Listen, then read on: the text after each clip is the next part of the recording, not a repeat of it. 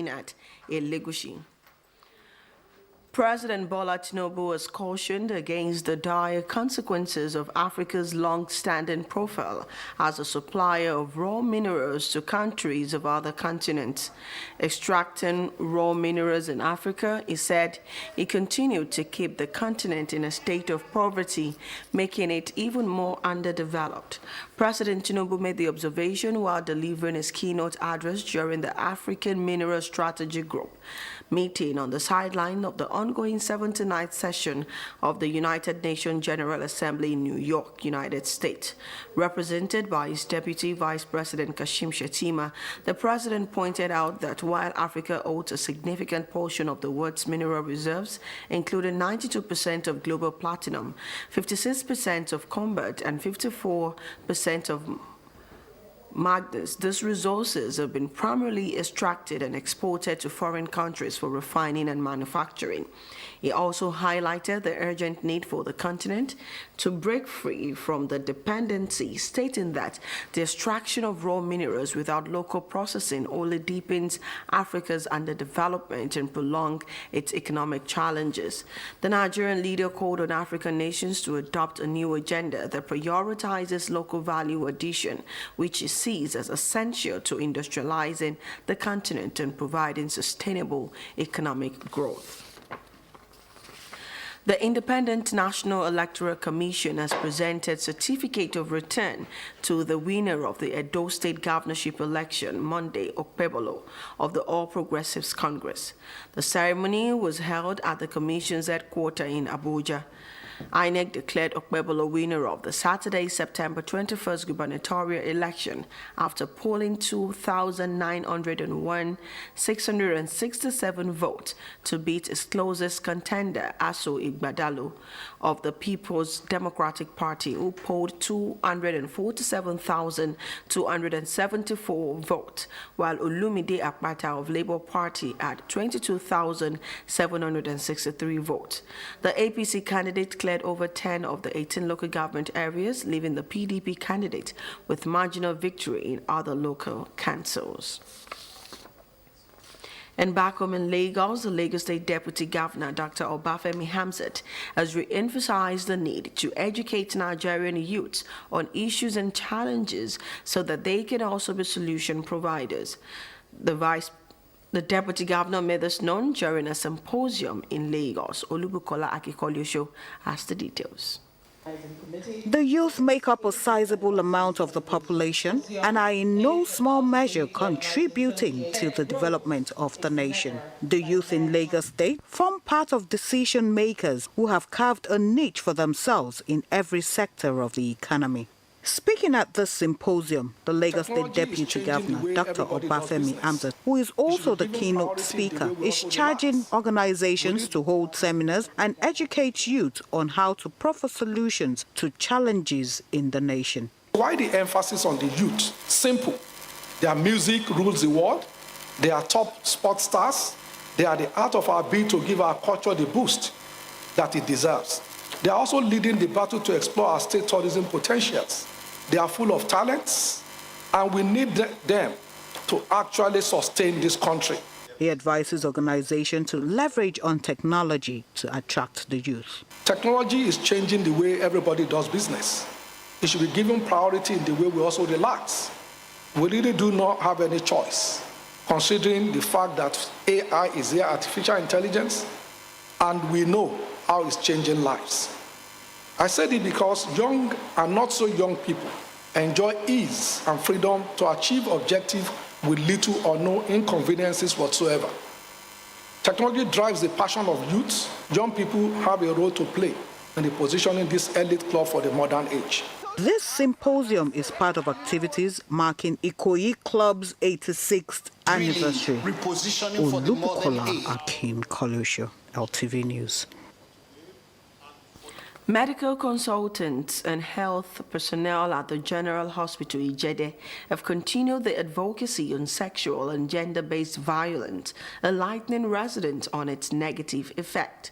They advise residents to report any form of violence, noting that treatment of victims of SGBV is free in all state-owned medical facilities.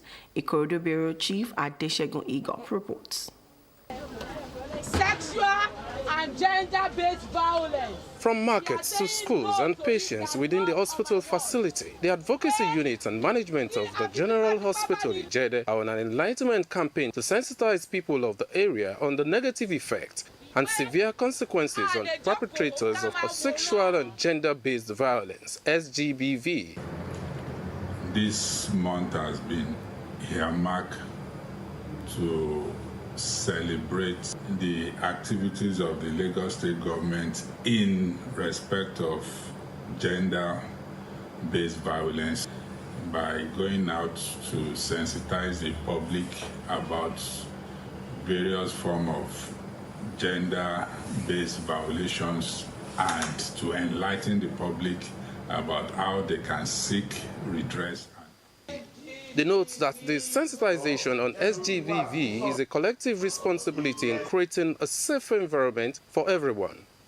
The campaign is all about saying no to rape, to any form of sexual and gender-based violence. We want to tell them that they can come to us at any time, that they are safe with us, regardless of age, regardless of gender, regardless of tribe, that any form of sexual or gender-based violence, we are saying no to them.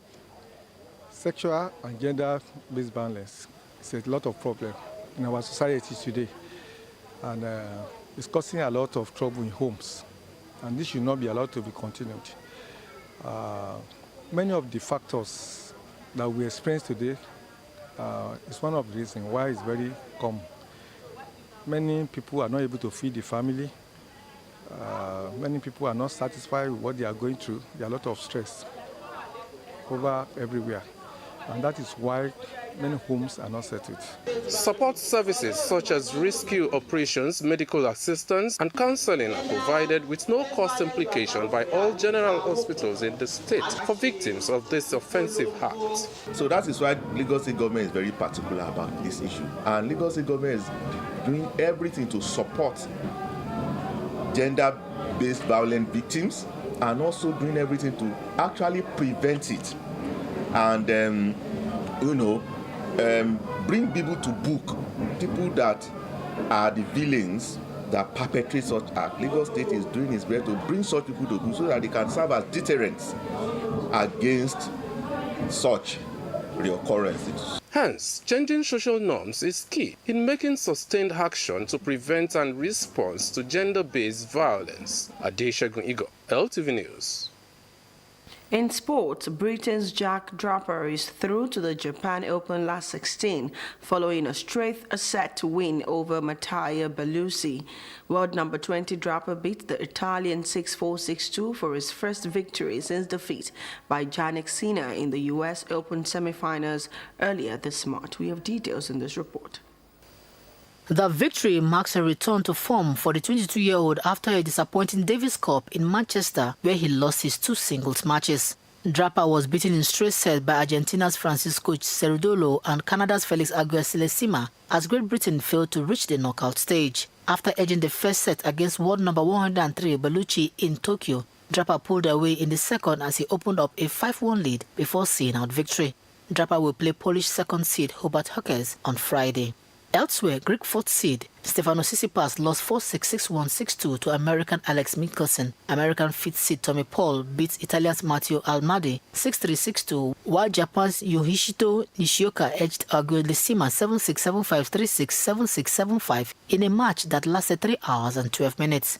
Meanwhile, British number 3 Harriet Start lost 7-5, 4-6, 1-6 in the first round of the China Open against Denmark's Clara Tauson.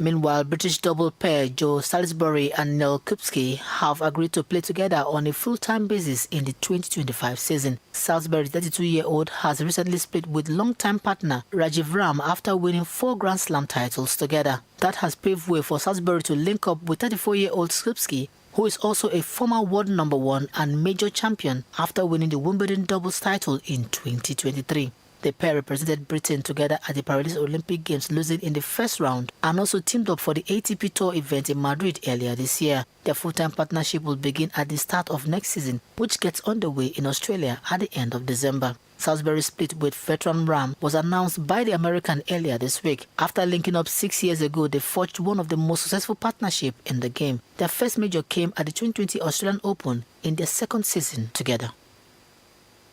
For instance, the Israeli Prime Minister's office has released a statement on Netanyahu's X page saying the news about a ceasefire is not true, and he vows to carry on attacks on Lebanon. On Wednesday, 70 people were killed in the attack across Lebanon as the death toll from Israel's bombing surpassed 620.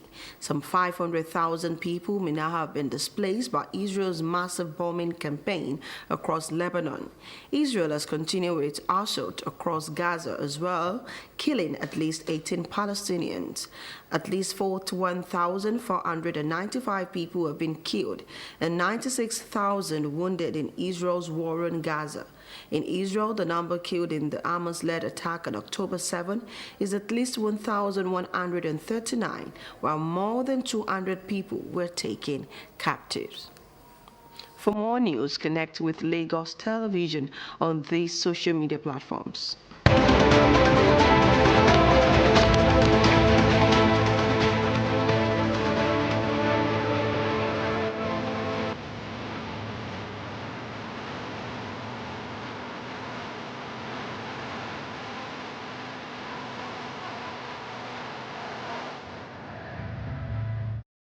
Please remember to call the Lagos State toll-free lines 767-0112 in case of emergencies. I am Aminat Elegushi. See you again at 4 p.m.